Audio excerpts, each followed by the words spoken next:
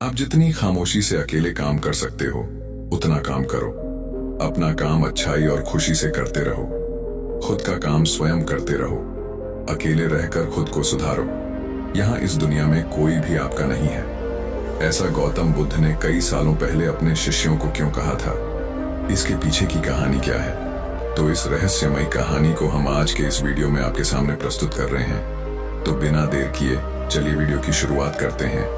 एक गांव में आनंद नाम का एक युवक रहता था। उसका छोटा सा परिवार था। उसके 2 बच्चे थे, उसकी पत्नी थी, लेकिन उसके माता पिता इस दुनिया से चल बसे थे। इसीलिए पूरे परिवार की जिम्मेदारी उसी के कंधों पर थी। बच्चे अपनी पढ़ाई करते थे और उसकी पत्नी अपने घर गृहस्थी के कार्यों के साथ गाय भैंस बकरी इत्यादि का दूध बेचकर अपना घर चलाती थी। और आनंद पहाड़ में पत्थर तोड़ने का काम करता था। बहुत ही मेहनत भरा काम था। पूरे दिन काम करता तो रात को थक कर घर पर वापस लौटता। लेकिन इतनी मेहनत करने के बाद भी अगर आनंद को गांव का कोई भी आदमी मदद के लिए बुलाता तो आनंद कभी भी मना नहीं करता था। उसके जीवन का एक ही सिद्धांत था, अगर मैं दूसरों की मदद करूंगा तो परमात्मा मेरा साथ देंगे, परमात्मा मेरे साथ कुछ बुरा नहीं होने देंगे। आनंद अपने इस सिद्धांत का पालन बहुत ही कड़ाई के साथ करता था। वह इस सिद्धांत पर इतना विश्वास करता था कि अगर कोई बाहर का आदमी उससे मदद मांग ले तो वह अपने घर का काम भी अधूरा छोड़कर उस आदमी की मदद करने के लिए पहुंच जाता था, जिसकी वजह से उसकी पत्नी बहुत परेशान रहती थी।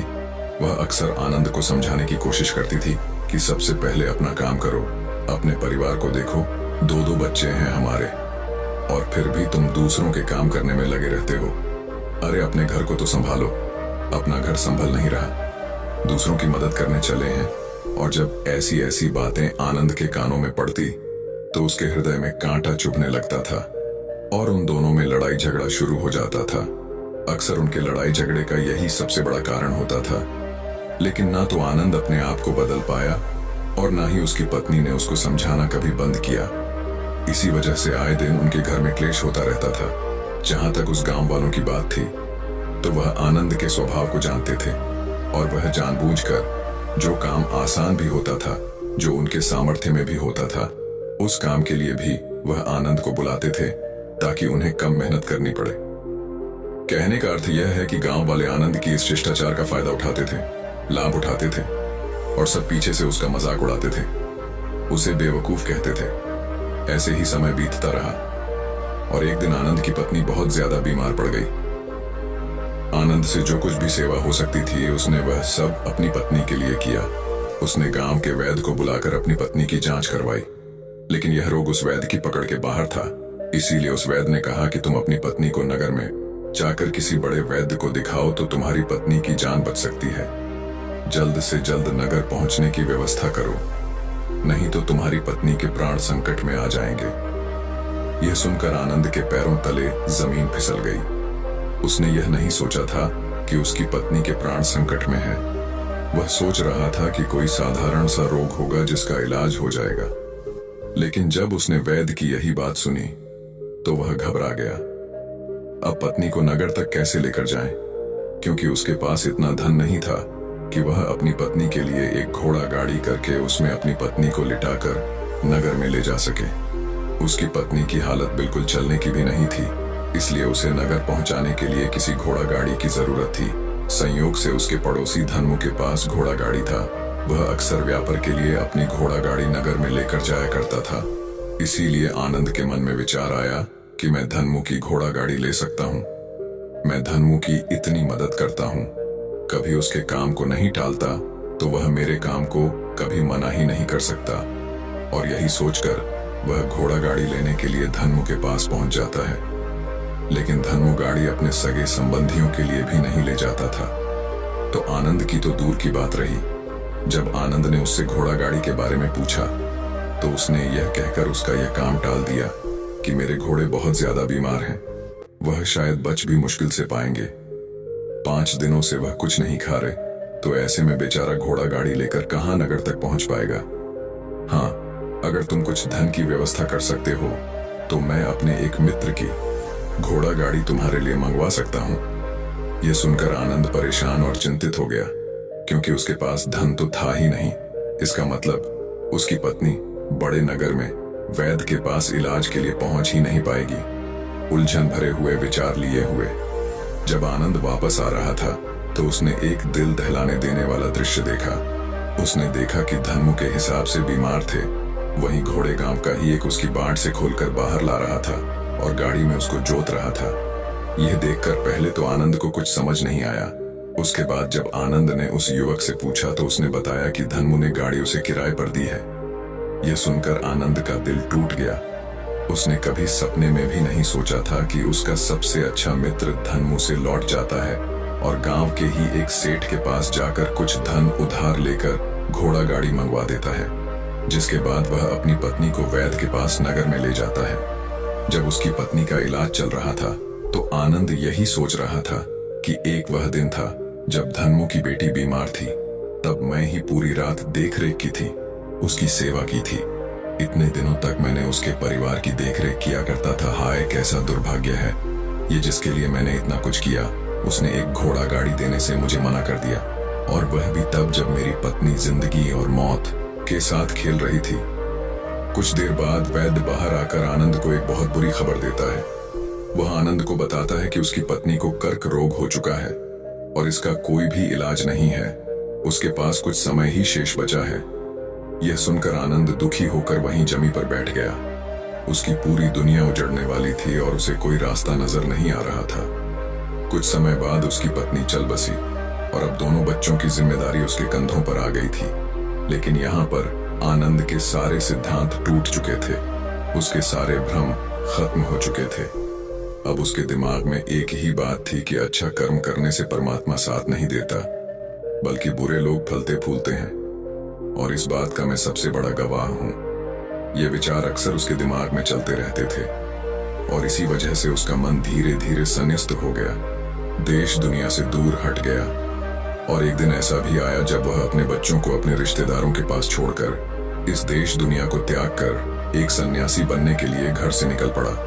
उसने गांव में किसी को कुछ नहीं बताया। किसी को नहीं पता था कि आनंद अचानक कहां गायब हो गया। सन्यास की दीक्षा लेने के लिए वह एक बौद्ध भिक्षु के पास पहुंचता है। बौद्ध भिक्षु उस समय ध्यान में बैठे हुए थे। ध्यान से बाहर आने के बाद वह बड़े ध्यान से आनंद के चेहरे को देखते हैं और उससे सन्यासी बनने का कारण पूछते हैं। इस पर आनंद उन्हें अपनी पूरी आप बीती सुना देता है और कहता है कि हे महात्मा, इस दुनिया से मुझे कुछ भी हासिल नहीं हुआ। मेरा मन इस दुनिया से विरक्त हो चुका है। जब अपने दोस्तों ने ही मेरा साथ नहीं दिया तो इस दुनिया में रहने का क्या मतलब, और इसी वजह से मैं सन्यासी बनना चाहता हूं। यह सुनने के बाद बौद्ध भिक्षु ने उपदेश देना शुरू किया।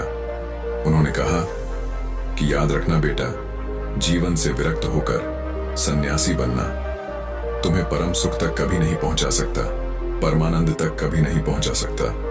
तुम दुनिया से अपने मन पर एक बोझ लेकर विरक्त हुए हो। तुम दुनिया से परमात्मा की खोज करने के लिए विरक्त नहीं हुए हो। इस भ्रम में कभी मत रहना तुम संसार से रक्त हुए हो, क्योंकि संसार ने तुम्हें धोखा दिया, ऐसा तुम्हें लगता है। इसीलिए तुम परमात्मा पर कभी विश्वास नहीं कर पाओगे और ना ही उन पर अपनी पूर्ण आस्था बना पाओगे। इसीलिए सन्यासी होने का भी तुम पूरा लाभ कभी नहीं उठा पाओगे। सन्यासी होने का लाभ तब मिलता है जब हमारी प्रभु में, परमेश्वर में, परमात्मा में पूर्ण आस्था बन जाती है। मैं तुमसे पूछता हूं, क्या तुम्हारी आस्था परमात्मा में है? यह सुनकर आनंद कहता है कि हे महात्मा, मैं तो दुनिया देखकर आया हूं कि जो बुरे कर्म करता है वह फलता फूलता है, और जो अच्छा काम करता है उसे कुछ भी नहीं देता। परमात्मा उसे दुख ही दुख देता है। इसीलिए मैं परमात्मा पर अपनी पूर्ण आस्था कैसे बना सकता हूं? यह सुनकर उस बौद्ध भिक्षु ने कहा कि यही तो मैं तुम्हें समझाना चाहता हूं कि तुम पूरी ऊर्जा अपनी सन्यासी जीवन में लगाओ और उसके बाद भी तुम्हें फल प्राप्त ना हो तो तुम्हें कैसा लगेगा।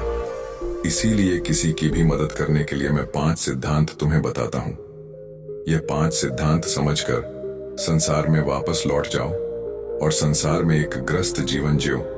उसके बाद ही सन्यासी जीवन का उदय होता है। जब हम अपने ग्रस्त जीवन को पूर्ण रूप से समझ लेते हैं और अपनी जिम्मेदारियों का निर्वाह कर देते हैं।